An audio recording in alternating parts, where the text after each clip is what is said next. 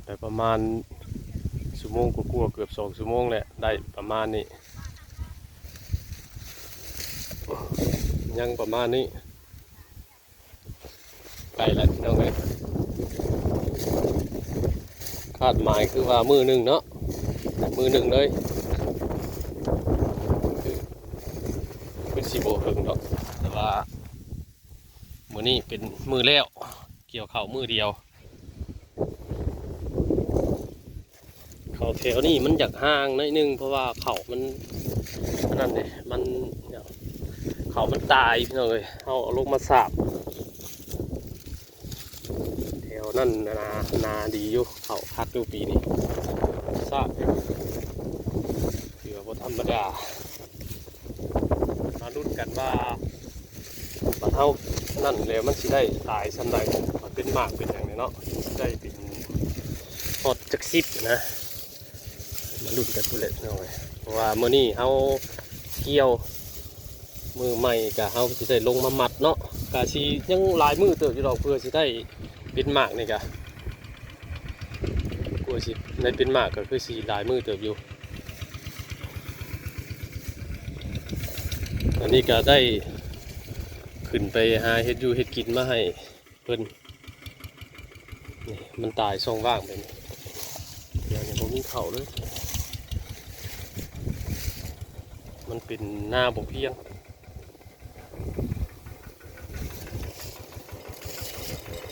เป็นหน้าบ่เพียงแถวนี้มันเลยหน้ายังอีกบุกี่รอบแต่คือสีแล้วเนี่ยกะสีประมาณบ่ายโมงบ่ายสองก็คือสีเซ็ต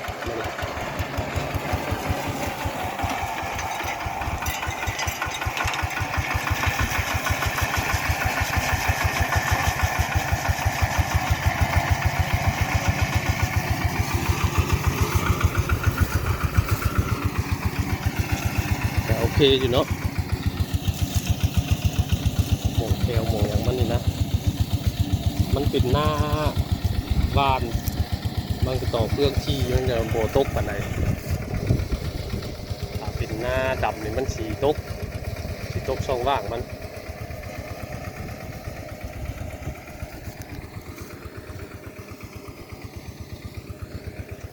โอ้ยังแต่มัดพี่น้องเอ้ยบาทนี่มาดุนกันเฮ็ดหน้าให้เดียวสิได้สำไรเลยพี่น้องเอ้ยได้ก็ให้ได้พ่ออยู่พ่อกินคุ้มอยู่คุ้มกินกับพ่อเขี่ยน้ำเลาะเก็บไปน้ำเอากระสีนี่แต่มามัดอย่างเดียวบาทเนี่ยกระซอยไปแล้วขั้นตอนนึงขั้นตอนเกี่ยวเนาะขั้นตอนเกี่ยวเขาก็บริเกี่ยวจ้างเอาก็คือลุงใหญ่ว่าแหละมันจำเป็นเนาะไผกับบอยากกันเสียเงินเสียคำเนาะเพราะว่าเขาก็ยังเฮ็ดได้ไปเป็นอยู่ยังมีเครือมีแห้งอยู่แต่ว่ามันก็จำเป็นมันก็เลยได้จำเป็นต้องจ้างกวงเลยผู้น้องไว้ผู้โมเมนต์มันหน่อยไปไหนได้ให้นี่ก็ได้จากมืออีกแล้วนี่ตัวสีแล้วนี่ก็กูสีมัดแล้วนี่จากมืออีกแหละ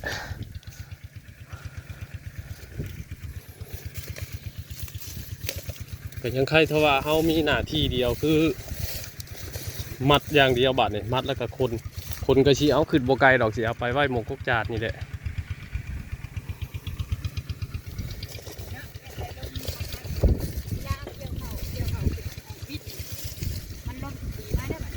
ตีก็งานมันได้เห็นเลยได้คำว่าเขาเกี่ยวเขาก็สิว่างไปได้นี่อยู่เด้อมั้งมันบ่ว่างไปนี่ได้ครับวันนี้เขาบริเคยไปนี่เขาสิมาเป็นสิป้ามาที่นี่บ่ว่าหลายคนเกี่ยวมันก็สิว่างไปพวกคือกันเนี่ยงานมันเนี่ยมันก็สิพัดไปอยู่ว่ามันเกาะกันอยู่บริคืออันเขาเห็ดพอดนี่มันเกาะกันได้บางเนี่ยมันเกาะไปแบบนี้เลยเป็นแถวเป็นแผ่นไปเลย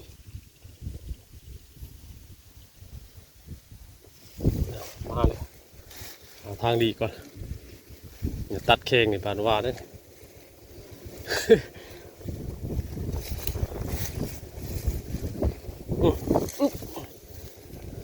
ผมเห็นหูกบหูเขียดเลยเนาะนี่อะไร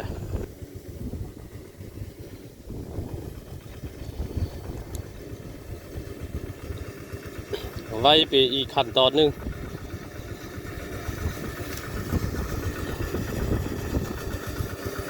ใกล้แล้วพี่น้องเอ้ยมาเบิ่งต้นขั้นตอนสุดท้ายสิเดียวแล้ว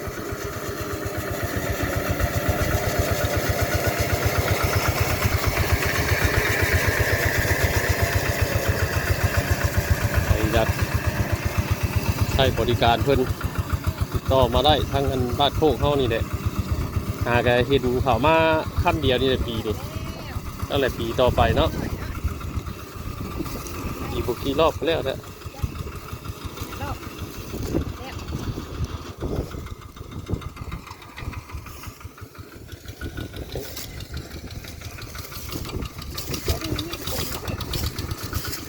เอาไปตัดถุงเดียวไว้เนี่ย เฮ้ยบอกเราเล่นทางยาวเลย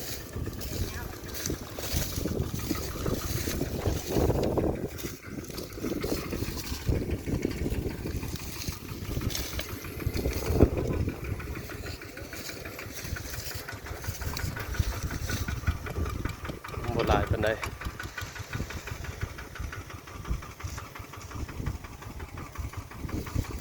ที่เป็นห่วงก็คือบรรยากาศนี่แหละพี่น้องเอ้ยครึ้มอยู่เป็นห่วงแต่ว่าโบหูดอกว่าเพิ่นสีตกหรือว่าตกเนาะหรือว่าพายุสียั่งหรือว่าสีเบิด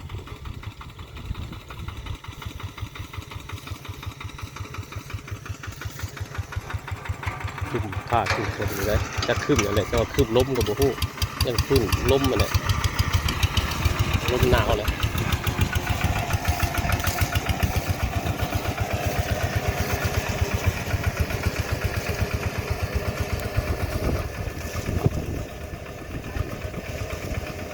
เมื่อบ่ไปเมื่อบาทเนี่ย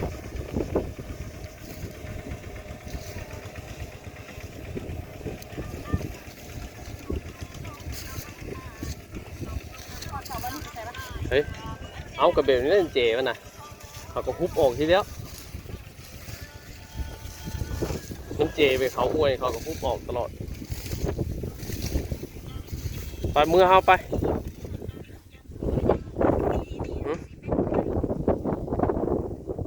เมื่อไปเนาะใกล้สิเดียวแล้วยังอีกประมาณ2 เที่ยว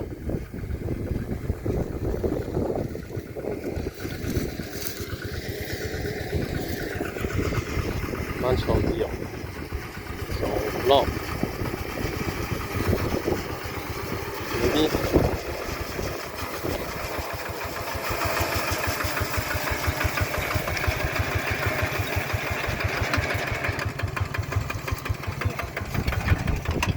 อีกรอบหนึง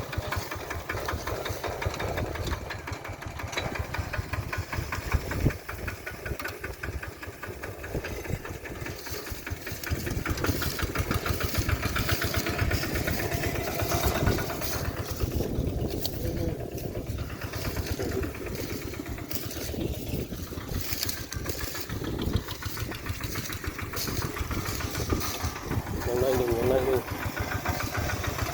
ทุกรอบ2 รอบประมาณนี้แหละ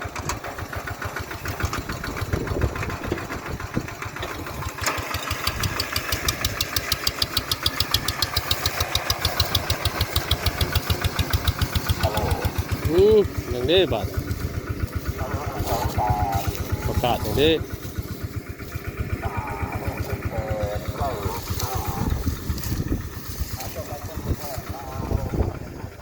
โอ้มรณกรรม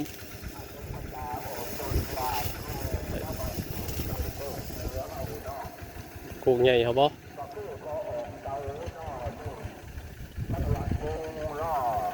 ไผวะ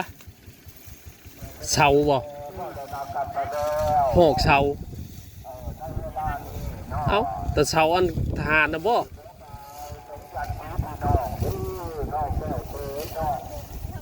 เออเจ้าแล้ว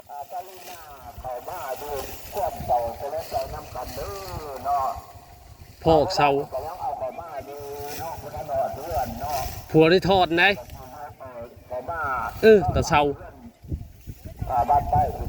เอาสิทอดนะเนี่ยพอกเสาอันเราเป็นทหารนั่นเราปิดอย่างวะ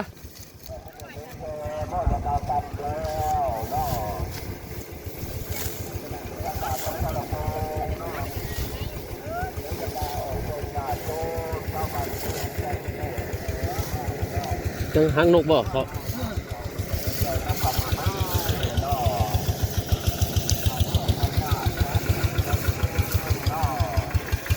หางนกเจ๋งข่าวมรณะกรรมกบเสาสลดใจบ้านโคกใหญ่เฮามีคนเสียชีวิตอีกแล้วพี่น้องเอ้ยมีคนเสียชีวิตอีกแล้วน้ำบ้านเฮาด้วยพญาติของผู้เกี่ยวเองนะ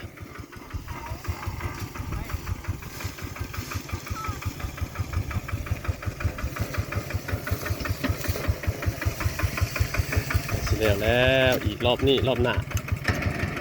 เรียบร้อยก่อน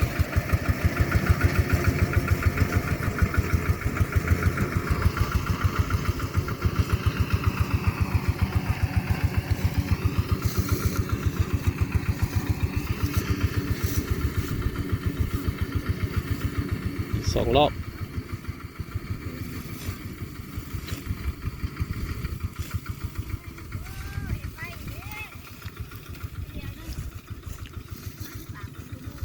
4 ชั่วโมง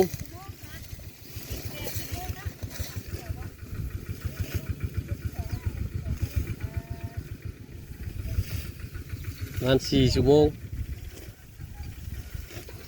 มงแล้ว30 มัดเอาบาทเนี่ยตึกนาให้ไงครับสุดโอ้เสกตาพี่น้องเอ้ยฝนบ่ตกห้ำใครอยู่ดอกจะเข้าตกเด้อฝนเลยให้เอาเข่าขึ้นเรียบร้อยก่อนเพื่ออยู่พี่น้องเอ้ยทางนี้จะมีหญ้าเนี่ยโคตรหญ้าเนี่ยนิดนึงก็จะมีเนี่ยทางนี้ทางเข้าก็จะได้หุบเลยเขาได้เลือกอะไรอย่างมันแหละพวกเขาเจือมันเลยสองว่า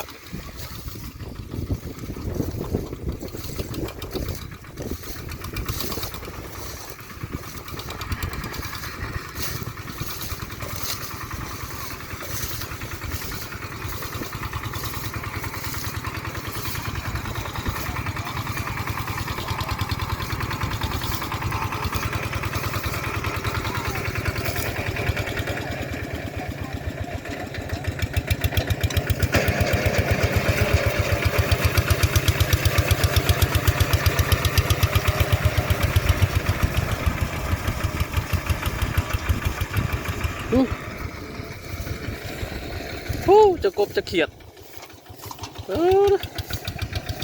กบเขียดเลยดิเซลโอ้เขียด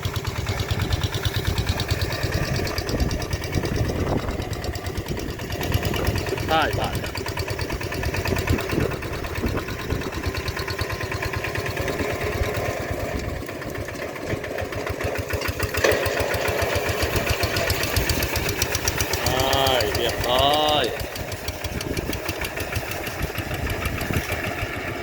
เรียบร้อยหาทางขึ้นบ้านนี่โอ้เขียดโอ้เขียด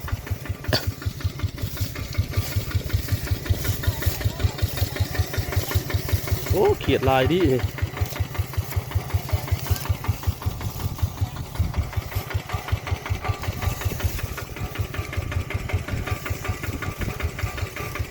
เรียบร้อย4 ชั่วโมงผ่านไป4 ชั่วโมงผ่านไปเรียบร้อย รอแต่เมียนมัดเก็บเกี่ยวขึ้นป่านนี้เอาหมากขึ้นไปเล่านี่มืออื่นหมดแหละสิจัดการเพิ่นเอาไว้เกี่ยวถือว่าสำเร็จเสร็จสิ้นเกี่ยวเนาะแล้วเรียบร้อยด้วยความจำเป็นเห็ดหยังก็มีแต่เงินไปคำพี่น้องเอ้ยมือเนาะขอเพียงแต่มีเงินแป๊บเดียวบ่ได้เนี่ย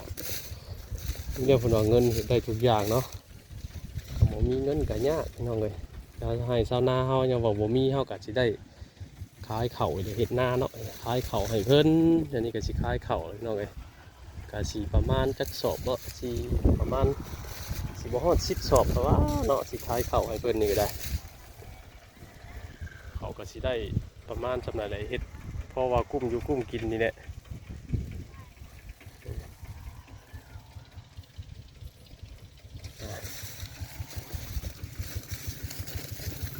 ครับนี่ก็สีพอประมาณนี้แหละน้องพี่น้องเนาะมาเกี่ยวเข่ามาจ้างเพิ่นเกี่ยวเข่าให้ย้อนความจำเป็นแต่กี้กับว่าสีบอได้จ้างได้ว่านเนี่ยปกติยังไงก็บ่ได้เคยจ้างหรือว่าบ่ได้หาไปเนาะมีแต่เกี่ยวเองกับป้าใหญ่เพิ่นเฮ็ดหน้า2 คนนี่แหละลูกสาวก็ยังน้อยอยู่ยังเฮ็ดบ่ได้แต่ว่าปีนี้มันก็จำเป็นคือลูกใหญ่ได้เว้าเนี่ยเนาะมันจำเป็นก็เลยว่าจ้างคนมาเกี่ยวให้ก็4 ชั่วโมงเรียบร้อยแล้วพี่น้องเอ้ยเนาะร้อยแล้วมันนี่นะยังแกเมียนมัดปั่นเอาหมากเอาห่วงมันขึ้นเอาหมากมันขึ้นเล่าขึ้นนี้อ่ะสำหรับปีนี้ก็สิประมาณนี้เดี๋ยวพอลุงใหญ่ก็ได้เฮ็ดหน้าให้เดียวนี่เนาะบ่ได้เฮ็ดลายพี่น้องเอ้ยหน้าบ่ลาย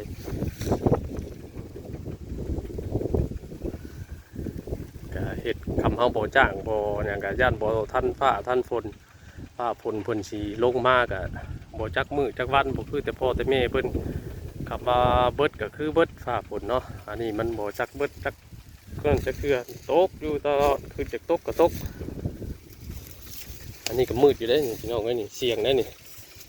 พอตกใครจะดอกให้เอาขึ้นเบิดก่อนเอาบ่ได้เลยพี่น้องเป็นธรรมชาติเนาะเอาตกแต่งบ่ได้เอาเฮ็ดบ่เป็นมีแต่เอาตามหลังหรือว่าแก้ไขเฮ็ดไปตามเพิ่นเอาบ่ได้เฮ็ดก่อนเพิ่นเฮ็ดตามหลังสำหรับคลิปนี้ก็สิพอประมาณนี้แหละพี่น้องเนาะก็บ่ได้ไปเวียกไปงานบ่ได้มีประโยชน์จ้ามีแต่ถ่ายทำให้หน้าเฮ็ดเวียกเฮ็ดงานอยู่ให้หน้าตะกร้าเจ้าของถ่ายทำบรรยากาศธรรมชาติหน้าอยู่ป่าอยู่ดอนให้เบิ่งให้ชมเนาะแล้วคลิปนี้ก็สิพอสำนี้แหละพี่น้องเลยขอบใจเป็นลายอยู่ดีมีเองบ่จุคุยทุกคนเด้อพี่น้องเด้ออย่าลืมติดตามคลิปลุงใหญ่อีกคลิปต่อไปคือเก่าคือเดิมยังไงสบายดีเรียบร้อยพี่น้องเรียบร้อยแล้วครับจ้างเพิ่นมาตัดเข่าให้ให้หน้าเอาหน้าให้ใหญ่4 ชั่วโมงพี่น้องเอ้ยเพิ่นตัดให้นี่4 ชั่วโมงเรียบร้อยเนาะตอนนี้ก็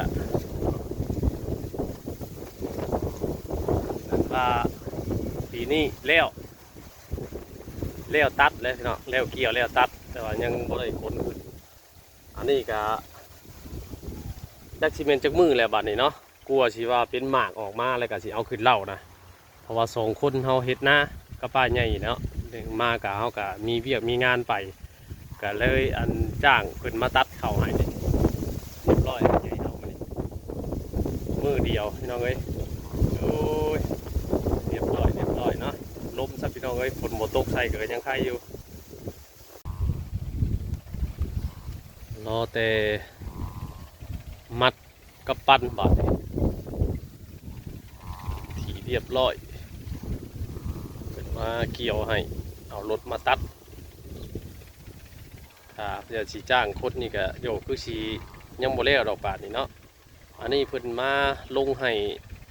ประมาณ4 ชั่วโมงพี่น้องเนาะ4 ชั่วโมงนี่แหละเพิ่นมาลงให้เพิ่นมาตัดให้เป็นทีเรียบร้อยไปเอากาสีได้ขึ้นพักผ่อน ผ่อนก่อนเดี๋ยวมื้ออื่นลงมาสู่ใหม่ก็สิลงมาเมียนมามัดนี่แหละพี่น้องเอ้ยมาเก็บมากองเมียนแล้วก็จักสิได้สำไรแล้วก็มาลุ้นกันบัดเป็นหมากไปแล้วเนาะคือสิได้มือเติบจุดดอกจังสิผลออกมาว่าสิได้จักสอบเนาะแต่เผื่อว่าเฮาสิเมียนสิมัดสิเฮ็ดเป็นมัดเป็นหยังขึ้นไปกองเมียนนะคือสิหลายมือเติบคือสิเฮิงเติบไปเลยเพื่อสิฮู้ผลเนาะเดี๋ยวสิถ่ายให้เบิ่งอีกไปเรื่อยๆพี่น้องเอ้ยหน้าให้เดียวนี่มันสิได้สำไรเนาะแต่ปกติแต่ใดมาเฮาก็บ่ได้เคยแบบว่าปั่นแต่เพิ่นเนี่ยนะแบบว่าแยกนะบ่เคยแยกจักเทื่อมีแต่รวมกับธงอื่นเลยเฮาเฮ็ดนำกันเนาะมีปีนี้ลุงใหญ่แยกออกมาเฮ็ดจากนอกจากหยังแล้วก็มาลุ้นกันว่าสิได้สำไรเนาะ